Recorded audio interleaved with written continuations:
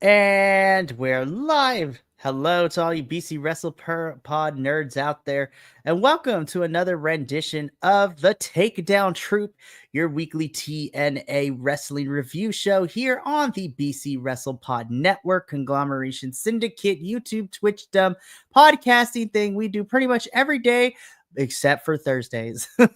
I am one of your hosts, Mikey, and of course, joining me is my lovely, lovely little co-host, Papa also himself, Will. And Will, we have a very fun show to talk about because this was the go-home show before TNA Sacrifice. That So is true. I am super excited. This is going to be a lot of fun. Yep. But before we get into all that action, if you like what you see, subscribe to the channel. Hit that bell notification, subscribe on YouTube, follow us on Twitch, follow us on the social medias. We're on Facebook, Instagram, Threads, Blue Sky. We have a TikTok account. It's glorious. It's fun. We also have merchandise. And I'm super excited. This is going to be a lot of fun. And yeah, we do a lot of wrestling reviews. So without further delay, let's just jump into it because I have lots of thoughts about this episode in TNA. Some positive, some questionable things, but you know what? We'll get into it with all of that. But let us just jump straight into it because TNA this week for Thursday, March 13th, kicked off with an advantage match in which we had Eddie Edwards versus Leon Slater, where the winner would get an advantage for their team come Sacrifice tonight, which is, this Friday the 14th, in the 10-man steel caged match. So I already knew that the good guy, Leon Slater, was probably not going to win because in wrestling, we're always conditioned and we're used to the face, the baby face, the underdog, if you will, having to struggle in these types of situations. But damn, I was like, this was a phenomenal match. Of course, Leon Slater is killing it as always. I think he is fantastic. I love that TNA is utilizing him more. And you know what, Edwards, I did not mind you this week. I think Eddie I don't like Eddie's promos. I don't like the system has kind of overstayed its welcome a little bit in terms of like I just can't get down with the promos, but I will never complain about Eddie Edwards in the ring. And I thought this was a fantastic match. However, to kind of put some light on our text threads, it was a little bit weird that we had the whole entire system theme play and their whole entrance, and then it was just Eddie and Alicia. I'm like, that's not intimidating, you guys. Like, okay, it's fine. So I was like, okay, that was a little weird, but hey, you know what? Ultimately, Eddie Edwards does pick up the victory. So they get the man advantage and come the steel cage match where they get to enter, where they get their team to enter first into the order. So 2 people will be starting out. And then after a minute, then we'll have a member of, the team system come in, and then we alternate until everybody's in the ring. Will, what did you think about our opening match? And tell me why Leon Slater is a star. I'm just kidding. No, the funny thing about it is I have to talk about it. I have to talk about that awkward entrance. That was the most awkward thing because it was all like, ooh, and then the lights went out and it was like, ooh, and then the lights came up and it was just the 2 of them. And then everybody else just sort of strolled in. I was just like, what was that? I mean, was that intentional or was that like, oops? Because if it was intentional, then it's kind of like, ooh, what's going on with the system? Is the system breaking down? Which, to be honest, I kind of hope that is the case. I'm kind of done with the system. I think it's a faction that's kind of lived its day. It's no longer relevant, dare I say. Because, you've got, well, like, Moose wasn't even there, like, at the entrance. He didn't come until, like, way later in the show, and I know that he was doing other things with, like, NXT and all that, but I was just like, what was, I don't know. Anyway, yes, this match was great, actually, because I actually really do like Eddie Edwards as a wrestler. I think he's fantastic. And, of course, Leon Slater is just, like, the best, I think. And I know we were texting back and forth about it. And I'm really, really hoping that good things are coming his way soon, because he's a star, man. I mean, he's got that charisma, and which I talked about on NXT the other day, the idea of that charisma that the crowd will go with you. And I think he's one of these people that the crowd will go with him, if because everyone loves him. It's like everyone was excited that he was in the match, and then when he lost, you could feel the viewers kind of go, oh man, oh, Eddie won. Oh, okay, well, I like Eddie, but oh man, that sort of thing. So, but I really liked the match. The match was actually really good, even though it was this. The funny thing about it is I had to separate the system from Eddie Edwards. So I was literally like, okay, this is Eddie Edwards versus Leon Slater, not Eddie Edwards of the system wrestling Leon Slater. So once I did that, I was like, oh, this was a great match, because I was just so done. And even Alicia wasn't as active in this as she normally is. So, I wonder what that's all about. Right?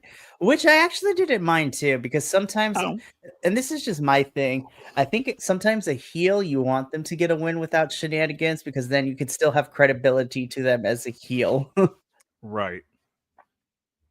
So, but yeah, again, Eddie picks up the win for his team, so they will get the man advantage come Sacrifice, which is going on right now as we speak. But hey, I'm gonna watch it this weekend. I'm excited for this card. I actually really like the card for Sacrifice. So we'll talk more about that in our review of Sacrifice next Friday. But let us move on. We get one final confrontation between Mance Warner and Sami Callihan backstage. I love this is the face that Steph is making in this picture. Love it. I was like, you go, Steph. You kind of dominate your way through this conversation, because Sami can't touch Mance. Otherwise, the match is going to be called off. And I was just like, these are just two psychopaths ready to fight, and I'm here for it. Seriously. Cannot wait to watch this street fight match when I watch Sacrifice this weekend. So good. But let us move on. So, once again, we have to bring back our obligatory segment of Laredo Kid, TNA cannon fodder. So, because we have Laredo Kid taking on NXT Wesley. Honestly, here's the thing. I did not hate the match. I actually really liked the match. I'm like, yes, this is the kind of opponents I want to see Laredo Kid fight. But as soon as I saw Wesley and Laredo Kid were fighting, I'm like, Wesley's going to win. You have to have him win before going into the pay-per-view. And Laredo Kid's going to lose. I still like the match, though. I had a great time. I did too, but I agree. Again, I think I even sent the text to you about, is he just fodder? Is that just what he is now? I mean, it's just like, okay, we need hey, Laredo, we need you to come in and lose again. I mean, it's like, really? Come on. And no, I mean, I it was a POC feast for the eyes, but I'm just like, give the man let Wesley beat somebody else. Why does it have to be Laredo Kid? I mean, like, truly, every time they announced Laredo Kid is wrestling someone, and then it's like Wesley, I was like, well, he's not gonna win. So stop. TNA, I need you to stop. I just need you to stop. Stop using Laredo Kid as like pillow stuffing. Please. Yeah. Of course, like I said, Wesley wins. And then afterwards, we do get a little bit of a promo from the Rascals and Ace Austin running down their opponents before Sacrifice. So, Trey Miguel, I have missed you on the mic. So glad you're back. And he was even off the mic. He was like, I was like, I love you, Trey. It was so great. I love this. I love this pairing between these three. I really, really do. I do too. This was actually a really good promo. I really enjoyed this promo. I did too. They run down the opponents, and then they remind us that why they are the baby faces. I was like, yes, Give it to me. This was a night of really fun, good promos. So that's what I love. So let us move on from this. So again, we are getting Wesley, Tyreek and Tyson. Well, Tyson DuPont and Tyreek Igwe versus the Rascals and Ace Austin at Sacrifice. Okay, so this was chaotic AF, and I love this moment right here. So Danny Luna and Jody Threat come to Santino, and they basically are complaining how George Iceman attacked them to rescue that House of Elegance. And so Santino is talking to Spitfire, and then the House of Elegance and George Iceman, the concierge, come in. Everybody starts screaming and yelling at each other. Santino gives the House of Elegance a rematch against Spitfire for the Knockouts Tag Team Championships, but at Sacrifice, but then adds that it's going to be a 3-on-2. And the third person for House of Elegance is going to be George Iceman himself, because he decided to get involved and beat up Spitfire when they were training at the dojo. So we got another match as of last night made for Sacrifice, which is for the TNA Knockouts Tag Team Championships in a 2-on-3 handicap match with Spitfire versus the House of Elegance and George Iceman, the personal concierge. This is stupid, but like in the best way possible. Absolutely. It was so dumb that I was like, this is brilliant. Oh my goodness. So dumb. It was brilliant. I'm excited for this match, and honestly, I'm fine with whoever wins either way, because I was like, if this is the fun stories we're getting from this, I'm here for the dumb. I'm here for the dumb. I'm so excited. So this is another match we have to look forward to, which I'm kind of happy, because I was like, I wonder why the tag titles are not on Sacrifice. Oh well, at least they were on for Genesis, but now we get to see them. So fantastic, good job all around, TNA. Give me more women's action, because I will never say no. Speaking of women's action, we get into our first women's match of the evening: Zaya Brookside versus Rosemary. And you know what? I want to see this feud continue, because technically Zaya Brookside does win, but after being misted in the face by Rosemary. I need a full lore dump of Rosemary's like miss. I'm like, I need more lore. What is this? Is it going to affect Zaya? Is she going to become more dark? Like, I was hoping we would get that with Liang Lee and Rosemary, but they had different plans for Liang Lee. But yeah, I'm just happy to see Zaya Brookside back. I know she's been out for a little bit with injury, but then of course she was in the Battle Royale, and now she's facing Rosemary, and she beat Savannah Evans the previous week too. So this was fun. It was. It was it went exactly the way I thought it was going to go too. I figured there was going to be shenanigans.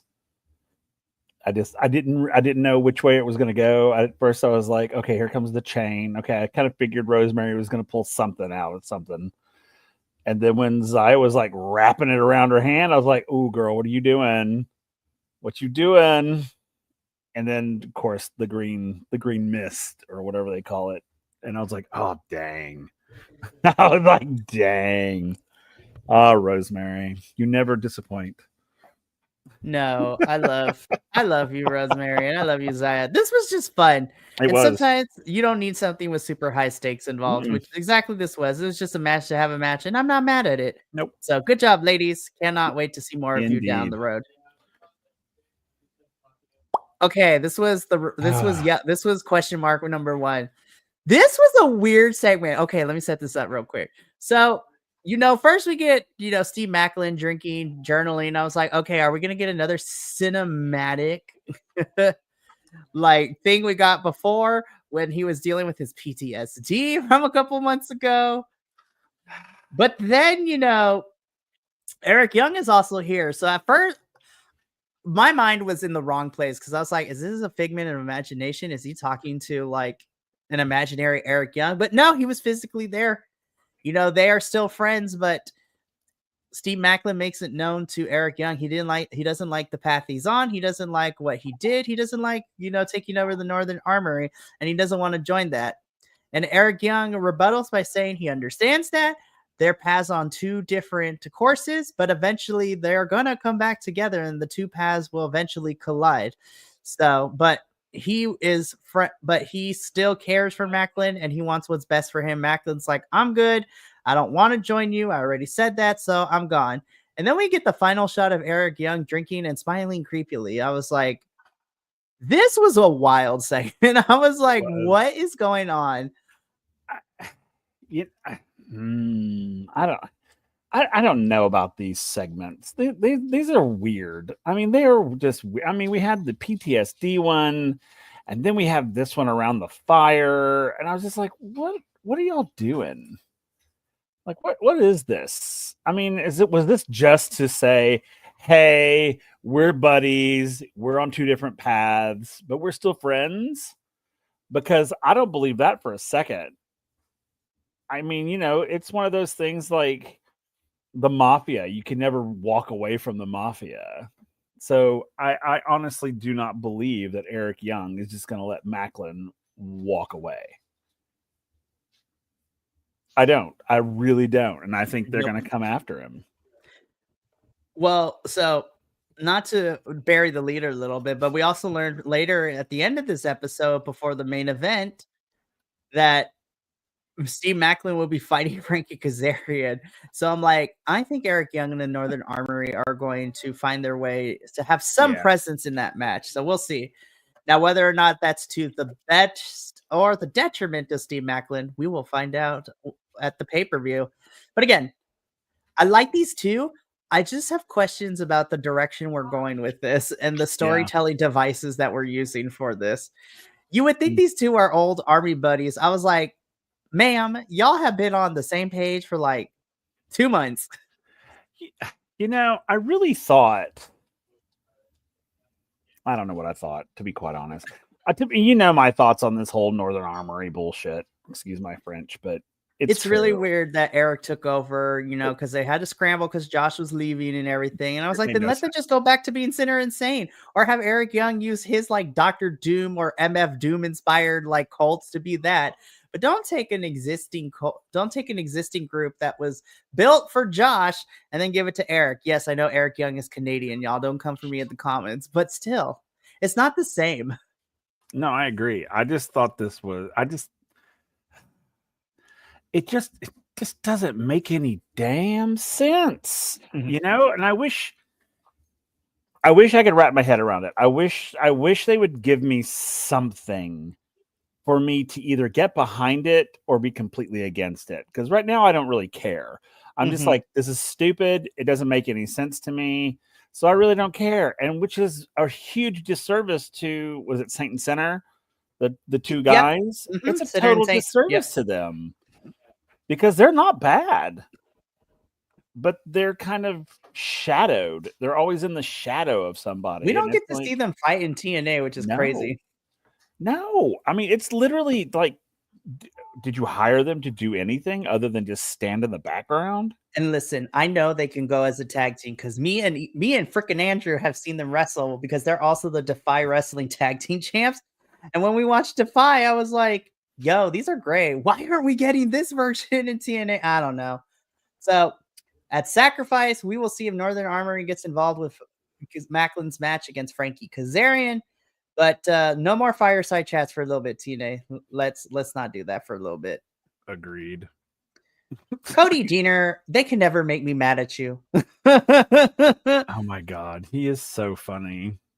He is ridiculous. And I'm going to say this in the nicest way possible. I think Cody Deaner knows what his role is here in TNA and his role as a wrestler on this roster. And he is okay with that. I was like, damn, you have 4 children? That's wild. Yeah, you're not kidding. I was like, what? I was like, okay. I was suspecting like maybe a child or 2, but 4, I was like, are any of them going to be wrestlers? Because we could have a whole dynasty on this roster. Seriously. But basically, we get a promo and like a monologue, if you will, from Cody Deaner. And then we get the match between him and JDC. And I'm just like, Deaner, I want you to win so bad, but JDC gonna find a way to win. And sure enough, JDC finds a way to win and beats Cody Deaner. Again, this was just a match to have a match. And also, since JDC is involved in tag into the 10-man tag match in the cage. The system got to look good. This was not a great night for most of our faces on that team. Nope, not at all. So, no, but I enjoyed myself. I have nothing else to add. I like this match, even though JDC gets on my nerves. And again, it's because I had to separate him from the system. Once I separated him from the system, I could enjoy the match more. But I mean, Diener is he just cracks me up. He just cracks me up. He's one of those. He's just one of those guys. You're just like, you're just so fun. Can we hang out? Seriously, I love it so much. I want to, I want to hang out with Diener. And again, I agree with you. JDC doesn't make me mad too. Shoot, I was cheering for him to be Lexus King to be the new Heritage Cup champion when he challenged it over in NXT. And also, I have to give JDC credit because he put on a heck of a performance against Mike Santana in that Texas Death match during the summer. Yeah, you're not kidding. It was so beautiful.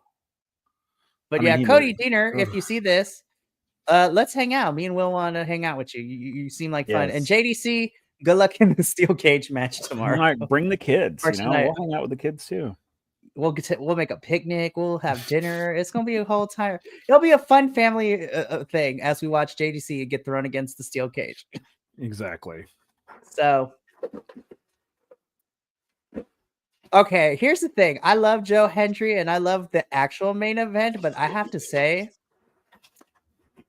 I actually think this is probably my favorite match of the whole entire night. This match was pretty off the hook. The ending was wild.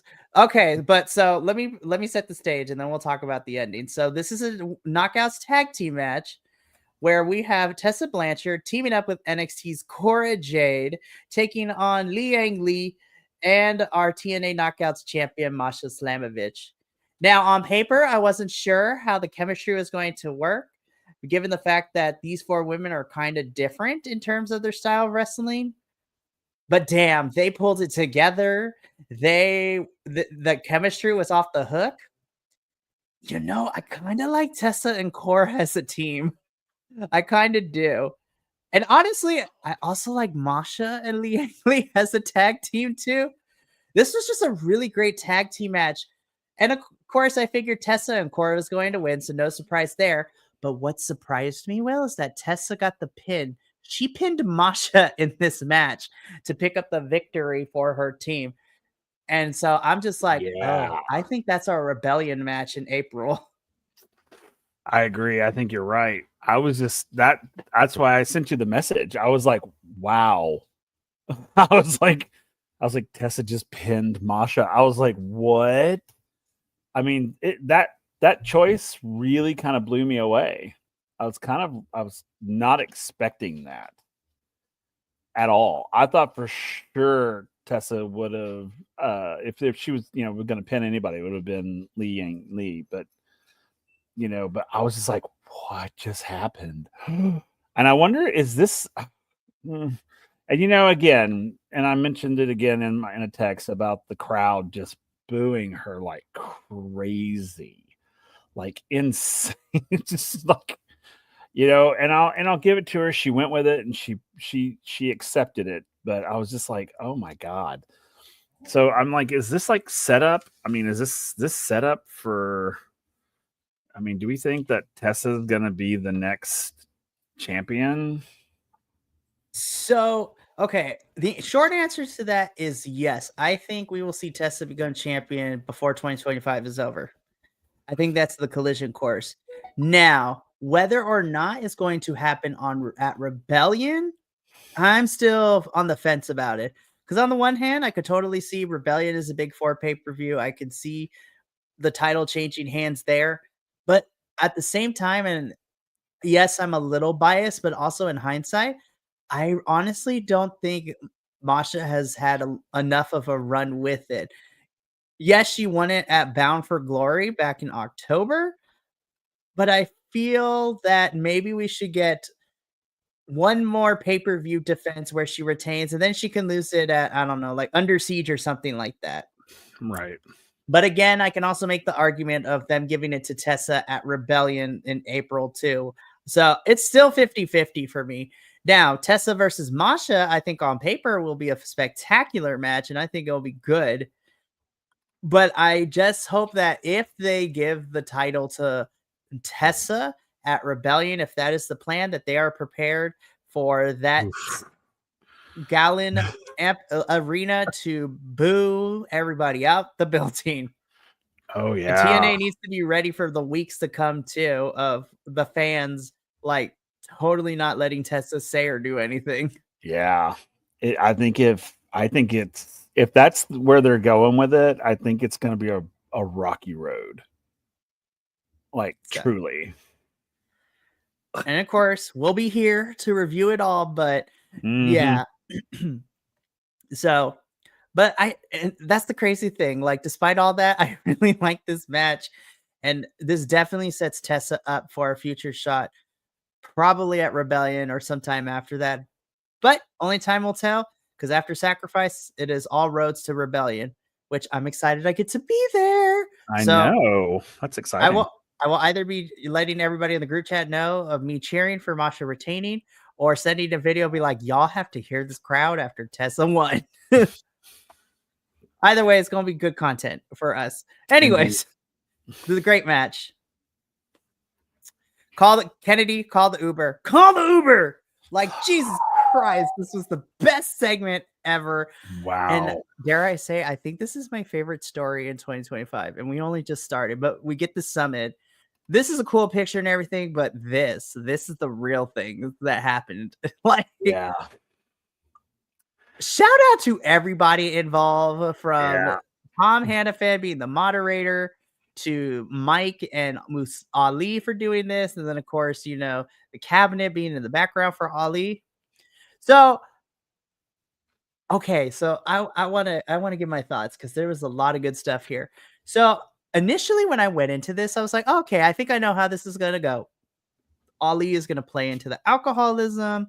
Mike is going to fire back by being amazing Mike Santana. Never in my wildest dreams did I think Ali would surgically assassinate Mike's character beyond the former alcoholic bit. Like, like Ali talking about Mike Santana doesn't know what pressure is. Talking about how he hasn't faced adversity yet, and diamonds are made under pressure, and sacrifice. Ali is going to be that pressure for Mike. Mike rebuttals back by saying, "Is this like you think I don't know what being under pressure is?" And then he got into my favorite thing. He talked about himself in the sense that he's under pressure every day. He gets up. Being 2 years sober is constant pressure to keep that up, and that he recapped everything that he's done to get him to this position right now. He dismantled the system one by one, so to speak. He made the face of TNA to, you know, say, I quit at Genesis. And then Ali takes some dark digs. Mike Santana is like, oh, okay. Ali pulls out the wine bottle. I was just like, Mike Santana's like, okay, we're going to go there. Jumps. My favorite part is Mike jumping across the table, starts fighting Ali. So, okay. And then the excellent hands, the great hands get it. Ali gets it. You know, I thought the segment would end when Tasha gets involved. But Mike Santino is like equal rights, equal fights, because then he throws. This was the crazy part to me. He throws Tasha to the side to continue fighting. I was like, Mike Santana for the people, equal rights, equal fights. Yep. Which I loved. Oh, yeah, me too. But then, of course, the number games would be too much. They beat up, and then to add insult to injury, salt in the wound, Ali lays a glass of red wine next to Mike, and he pats him on the back and says, "You're gonna need it." And then they all walk away with when Mike. you wake up. When you wake up, I was like, oh, that is vile and sinister, and I loved it. Me too. This was an 8-minute segment, and like I had to rewatch it to take notes. But upon my first watch last night, I took no notes because I was so enthralled. Huh? Oh, me too. I was watching it. I was just like, I think I think I even texted you during it. I was just like, I was like, ooh, but yeah, it got dark and I mean, God bless them. You know, I'm going to give Mike Santana some huge props in the fact that he can use his alcoholism as a sort of prop in his life and in his character, rather, not his life. And that it doesn't become it hasn't become a problem for me yet. You know, it's like, okay, this is starting to get a little too dark. But no, I thought this was great. I mean, I have to say this is probably, you're right. I think this is probably my favorite story of 2025 so far. This rivalry is just ugly and I am loving it. And it's not contrived. It's very like raw and real. You know, even though this political character that Ali has is kind of okay, I see where you're going with it, but man, talk about dirty politician. I was like, damn, he plays it so well. I mean, he really does. And yeah, when he put that glass of wine down next to him, and I was just like, oh, geez, man. I really kind of hope Mike Santana destroys him. So, so me being my little storyteller and booker hat, if you will, that was on for this, I was like, okay. Now, this was before I saw this. I was like, okay, we got Ali versus Mike Santana made like earlier in the week. And I was like, okay, we're probably going to get a trilogy. So I would expect like Ali to win this one. And then, Mike can come back and get the next two. But after watching Ali, I'm like, nah, Mike Santana needs to whip his butt. Like, I changed my vote to Mike. I was like, I want to see Mike beat Ali. But that's how good this story has been. And that's how much this segment made me truly despise Ali's wrestling character. Oh, And I yeah. loved it. Oh, and, yeah. And thank you, TNA and Mustafa Ali, because I remember when he first came back and signed full time a couple months ago, I was like, I'm not sure. I need more from this character than we got last time. And I feel like they listened to us because we've been getting dimension to Ali with the cabinet being added and now just the way that he's going after Mike. I'm like, honestly, this is probably my most outside of the steel cage match because I'm sick freak. But I feel like this is my most anticipated match on the card. Yeah, that's fair. That's totally fair. I get that. Absolutely. Because after this segment, I have never in my life wanted a character to be destroyed like I want Ali's character to just be destroyed by Mike Santana. Not by no one else. It has to be Mike Santana. It has to be the one that brings him down. Because man, I was on fire. I was so mad. I was so mad after this segment. I was like, how dare you use his alcohol, his alcoholism against him. Oh, you dirty, sick bastard. And I was like, I love you for it. And I love it. I love him for it. Oh man, I cannot wait. Me either. It's gonna be so fun. It's gonna be so good. And I look forward to the match at Sacrifice. So good job on everyone, because y'all have me hook, line, and sinker for this story. Yep. Loved it. Yep. So we get a rundown of the Sacrifice card from our, commentator of the Drama King, Matthew Raywald, and Tom Hannafan. We learned that there is a pre-show match where we'll see First Class taking on the Rado Kid, and from AAA, Octagon Jr., which is going to be fun. As previously mentioned, we also learned that Frankie Kazarian will be going one-on-one with Steve Macklin, because why not? Yeah, why not? So, why not? Main event time, where we have Joe Hendry defending his TNA World title. So Joe Hendry comes into the ring. And listen, we all love us some Joe Hendry in this household. Mhm. BC You damn WrestlePod right. stands Joe Hendry. Yep. But then Santino comes up to introduce his opponent. This was not what I was expecting. Oh my god. My brother. My big brother. Brother. I was like, please, Ryan, shut up. Just shut up. Listen, Ryan, I don't like your character, but the character. You as the person are doing a fantastic job creating this despicable character that we don't like. So I gotta give you props right here. But Santino's face perfectly summarizes my feeling about this moment. Look at Santino's face. He's like, I'm so over this. I don't get paid enough. Why am I here? So Joe Hendry beats Ryan Nemeth in like 5 seconds with a standing ovation. And then Santino's like, Joe, I know that's not the actual opponent I had for you. So if you're okay with it, would you want to still fight? Joe's like, I'm ready for a fight. And his real opponent is a returning Hammerstone. So Hammerstone is back from injury and he is here to fight Joe Hendry for the TNA World Championship. Joe, come here. We got to talk for a little bit. Sir, I need you to stop hiding things from me. Because the way that you lifted Hammerstone like he was nothing for that standing ovation, as well as some other moves that requires you to pick him up and throw him. I need to know who trained you. Like, holy crap. Like, here's the thing. We both know that Hammerstone is not a small dude. This man is trapped out with the muscles. But Joe Hendry threw him like nothing. I was like, I know. Yeah. I was like, I'm getting the vapors, y'all. Like, seriously.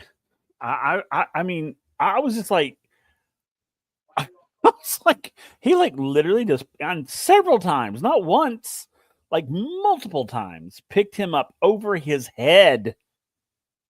And I was just like, what? I mean, because look at, the he's a mammoth.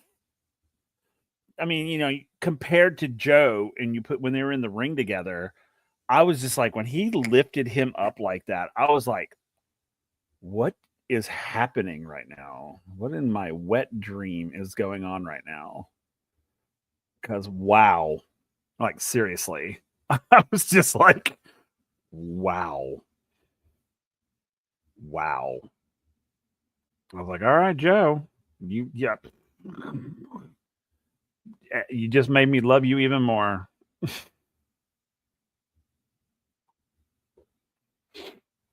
That was so crazy. I just couldn't believe it. I was like, that was like Herculean. Good Lord. It was crazy. So, again, Joe Hendry retains the championship.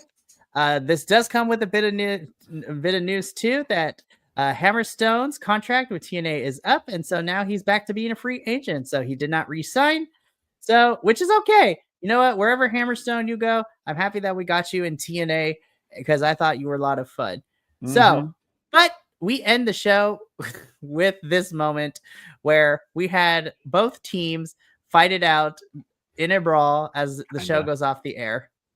My favorite part of this opening segment of the brawl was number one, where you sent me, and then I was like, you're absolutely right. I'm like, is Moose wearing scrubs?